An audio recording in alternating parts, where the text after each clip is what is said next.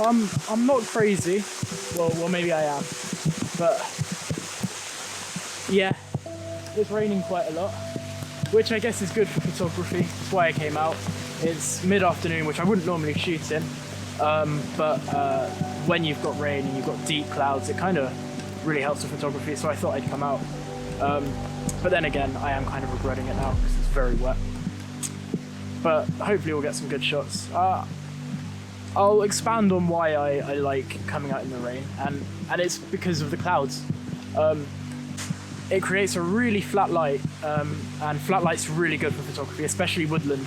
I often find if I go out when it's sunny in woodland, even at sunrise, the shadows and highlights of the sun coming through kind of actually almost detracts from the image and distracts the viewer. Whereas when you kind of get this nice blue kind of atmosphere, the rain almost adds texture to the image as well as the clouds flattening it down. So yeah, I'm gonna go for a walk. I'm up at Ashridge again. I think that's where I go most of the time. I love it here, and I'll see what I can get. I wasn't expecting hail. Hopefully this will stop soon. This is a bit too much. I've been wandering around for about 5 minutes. I haven't seen anything yet, but I might hunker down for a bit, wait for the hail to stop, and then carry on.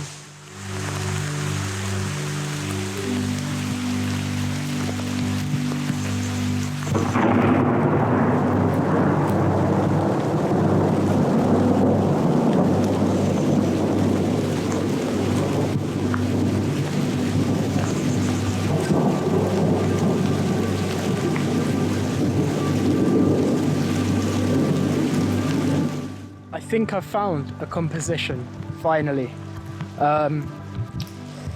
So I've been wandering around for about an hour now, not really with any success. I've not really seen anything.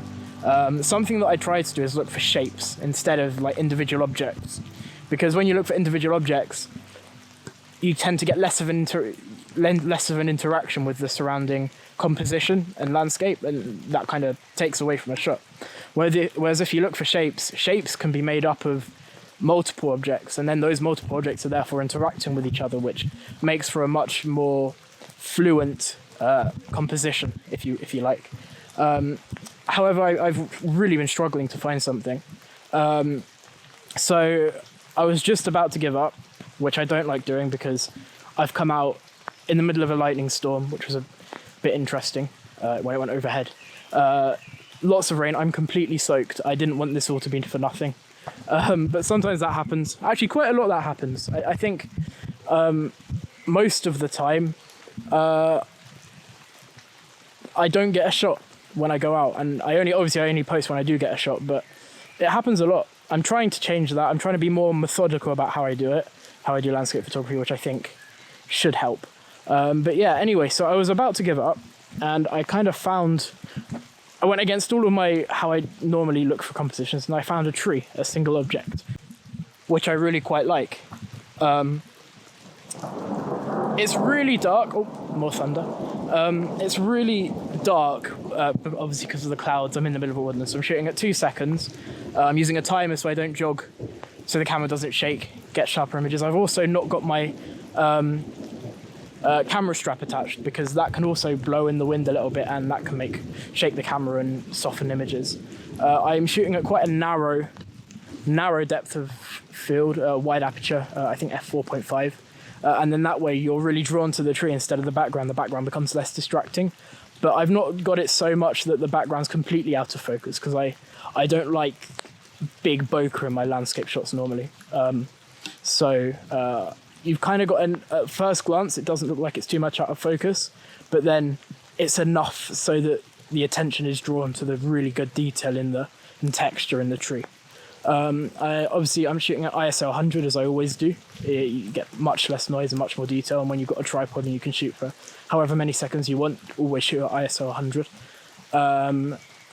And yeah, about 2 seconds exposure. I think I quite like the shot.